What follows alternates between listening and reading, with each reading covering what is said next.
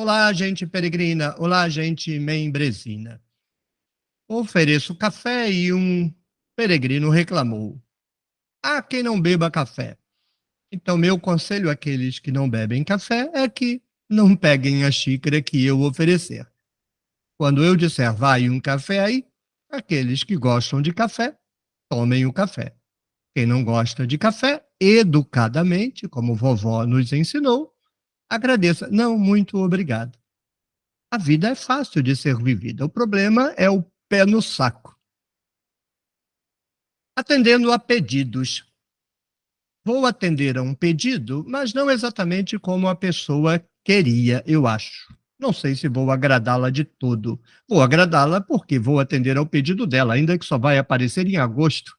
Final de julho, início de agosto, provavelmente, e eu estou gravando esse vídeo agora em maio, ou seja, daqui a 2 meses e meio.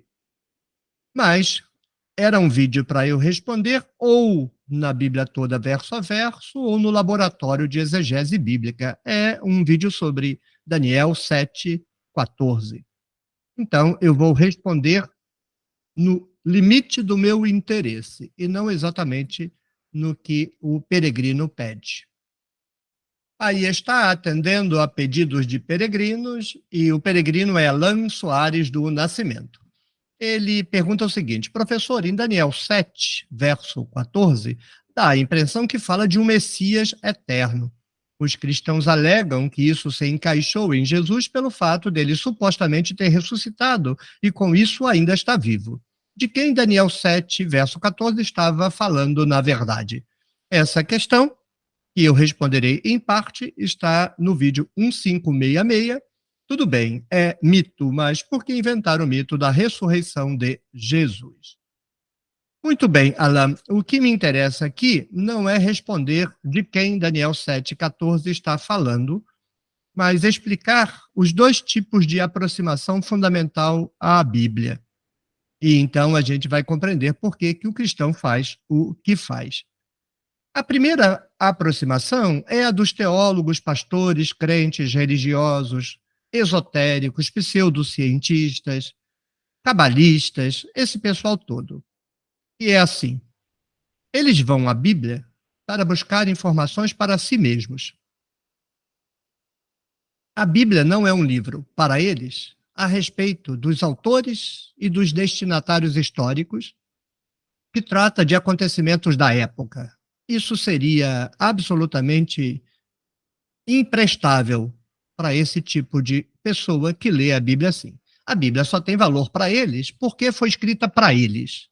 Fala deles, para eles, no interesse deles, e é isso que eles querem encontrar na Bíblia. No fundo, não leem a Bíblia, não entendem a Bíblia. Fazem a Bíblia repetir enfadonhamente aquilo que eles aprendem na catequese ou inventam na catequese, dependendo de ser um catecúmeno ou um catequista. O catecúmeno recebe a catequese goela abaixo e o catequista enfia a catequese goela abaixo. Catequizado e também o catequizador querem encontrar isso lá na Bíblia. Então, quando vão na Bíblia, vão farejando Jesus. Onde eu encontro Jesus? Onde eu encontro Jesus? E enfiam Jesus em todo canto, porque é um fetiche e uma neurose de Jesus. Nesse verso, por exemplo, enxergam Jesus. Ainda que eles, para enxergar Jesus aí, teriam que pôr Jesus descendo da nuvem. Então, é uma alegoria em cima de uma estrepulia. Esperam equivocadamente a volta de Jesus das nuvens e aí projetam essa equivocada espera de Jesus nas nuvens no texto que diz que o personagem a quem Daniel aí se refere desceria das nuvens. É uma alegoria em cima de uma interpretação equivocada de textos do Novo Testamento. Esse tipo de abordagem pressupõe o pensamento mágico, pressupõe a compreensão mitológica de que Deus teria escrito o texto para eles. A Bíblia é uma carta de Deus para o pastor e as ovelhas. Isso é absolutamente bobagem, mas é assim que se lê a Bíblia lamentavelmente. E digo mesmo, lamentavelmente, porque isso é ignorância. Caso praticassem esse tipo de leitura confessando, isso não seria bobagem, porque os leitores teriam controle do processo. Mas como é no caso de pastores, ou manipulação ou ignorância, e no caso de ovelhas, absoluta ignorância, é lamentável. Alguns especialistas da teologia, e eu falo com riso, percebendo a falácia que é pôr na boca de um autor bíblico informações e acontecimentos supostamente da nossa época, então escancaram. Não, não é o escritor, é o Espírito de Deus, é Deus falando. Ou seja, então para que precisou de escritor? Nesse caso, Deus poderia ter levantado formigas lá da região do Mar Morto.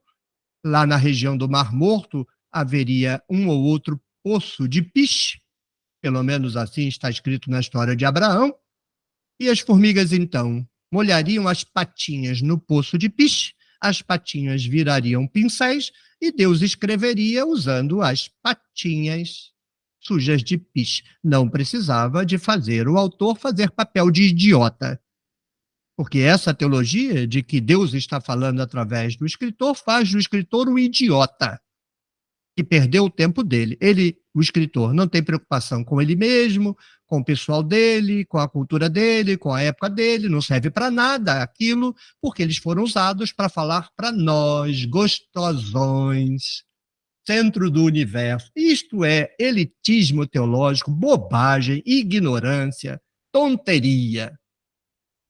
Na outra forma de abordagem, você reconhece que o texto é um texto histórico, escrito por pessoas históricas. Não tem revelação de coisa nenhuma, não tem pensamento mágico nenhum, não tem inspiração nenhuma, não tem controle de nada e de coisa nenhuma. O sujeito não está falando para nós, o sujeito nem sabe que a gente existe, o sujeito está dizendo o que ele pensa, da forma como ele pensa, para as pessoas a quem ele historicamente escreve. Nesse caso, não adianta inventar tonterias, porque colocar Jesus lá é uma estupidez inamovível, com todo respeito. Mas se a pessoa sabe que o texto não fala de Jesus e diz, eu quero pôr Jesus ainda que o texto não fale de Jesus, beleza, não é estupidez, é direito. Agora, se a pessoa enxerga Jesus lá, é estupidez e pronto. Não adianta espernear, é estupidez. Nessa abordagem histórica, você não vai encontrar nem Jesus, nem o Elton John, nem Einstein. Ninguém que viveu depois do texto, você vai encontrar no texto. No texto, você pode encontrar até referência a pessoas que viveram antes do texto. Pessoas que estão vivendo durante a época em que o texto está escrito. Mas ninguém que viverá depois do texto. Logo, seja quem for o personagem de Daniel 7,14, não é ninguém que viveu depois. Mas, professor, ele não está dizendo que virá? Então, eu posso pegar alguém que veio depois e dizer que é aquilo. Pode. Você pode. Mas se você disser que era disso que o autor estava falando, você é uma besta quadrada. Um energúmeno. Um quasímodo dos neurônios. Um alfinete de plástico tem mais sabedoria do que você. Se você não se der conta de que é você que está dizendo e não o autor, você está fazendo bobagem. Então, no máximo, nós podemos dizer assim: o escritor tem na cabeça dele, sabe lá de onde ele tirou isso, ele inventou, é o grupo dele que inventou, alguém inventou, porque todas as declarações humanas, nós as inventamos, todas. Deus nenhum nos revela nada, espírito nenhum, orixá nenhum, tudo isso é bobagem. Tudo o que nós dizemos, mesmo a respeito dos deuses, nós inventamos tudo. Então, seja lá de onde o autor tirou esta declaração, virá então o personagem que vai descer do céu e vai ter um domínio eterno e blá, blá, blá. É como a Jerusalém que desce do céu e terá domínio eterno. Ali é o personagem, em Daniel, em Jerusalém já é a cidade, mas é a mesma coisa. É uma expectativa é uma praga, como, por exemplo, essas expectativas da igreja de todo ano datar a volta de Jesus, que não volta nunca e não vai voltar nunca, porque é delírio da cabeça da pessoa. Esse Daniel, obviamente, está delirando, está desejando um domínio eterno. Isso não existe, não existe domínio eterno nenhum. A Síria, o império gigantesco, a Síria não, a Pérsia, um império gigantesco, surgiu e caiu. Veio a Grécia, um império gigantesco, surgiu e caiu. Veio Roma, um império gigantesco, surgiu e caiu. Depois de Roma vieram vários impérios. Recentemente a Inglaterra surgiu, acabou. Hoje está os Estados Unidos, já está à beira da morte. Não existe império eterno, isso é mito, é delírio. Nós precisamos compreender que o autor está delirando. E ele está delirando a partir da compreensão que ele tem do modo de vida imperial. Se esse texto fosse escrito no período pré-exílico, ele jamais escreveria isso, porque ele sequer tem a ideia de que uma nação pode governar todas as outras. Isso nunca existiu. Agora, como ele está escrevendo no período grego, século II antes de Cristo, ele sabe que existe uma nação que pode controlar todas as demais. Então, ele está criando um delírio, uma megalomania, uma teologia, uma alucinação, mas com base na experiência que ele tem. Se a Grécia pode controlar todas as nações, Judá vai controlar todas as nações. E a divindade, o chefe, o imperador de Jerusalém vai descer do céu. É disso que o escritor está falando. Ele projeta para Judá e Jerusalém o domínio de todas as nações. De onde que ele tirou esse delírio? Do modelo imperial, porque tem alguém lá na Grécia dominando todas as nações. E aí ele pensa, se é assim para a Grécia, pode ser assim para nós. E onde vai o delírio teológico? Porque querer que o chefe de Jerusalém governe todas as nações é apenas querer que Jerusalém ocupe o lugar da Grécia, depois o lugar de Roma. Se pode ter um rei romano, se pode ter um rei grego, pode ter um imperador judeu. Agora, o delírio vem de dizer que isso é para sempre. Mas qual império não gostaria que o seu imperador vivesse para sempre, que o seu poderio fosse para sempre? Todas. Vai dizer que os Estados Unidos não vai fazer tudo o que for possível para manter o seu poderio. Vai fazer tudo o que é possível, nem que seja conflagrar uma guerra nuclear. Mas é tão certo como o sol amanhã vai nascer que todo império cai. De modo que o delírio de Daniel não é querer que haja um império controlado pelos judeus. Compreensível. O delírio é achar que esse imperador que descerá do céu já é delírio, vai durar para sempre. Aí é tonteria. Não foi uma análise exegética do texto, mas eu já direcionei como, quando nós fizermos a análise exegética, nós trataremos o texto.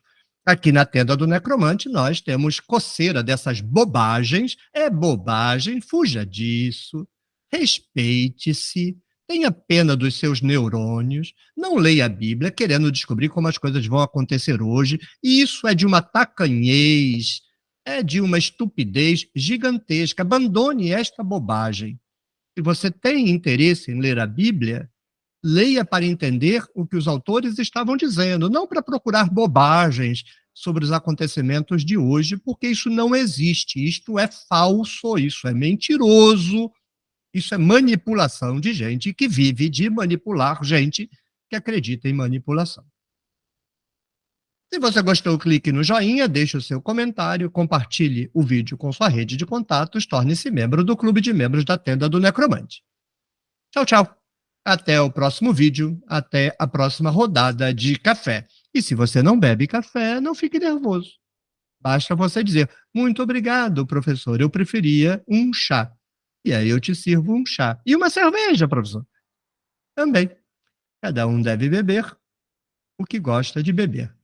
Cada um deve pensar o que gosta de pensar. Cada um deve viver como gosta de viver. Aqui na tenda, somos por isso. Cada um pense, diga e viva como quiser. Mas eu tenho que oferecer alguma coisa. Vai um café aí?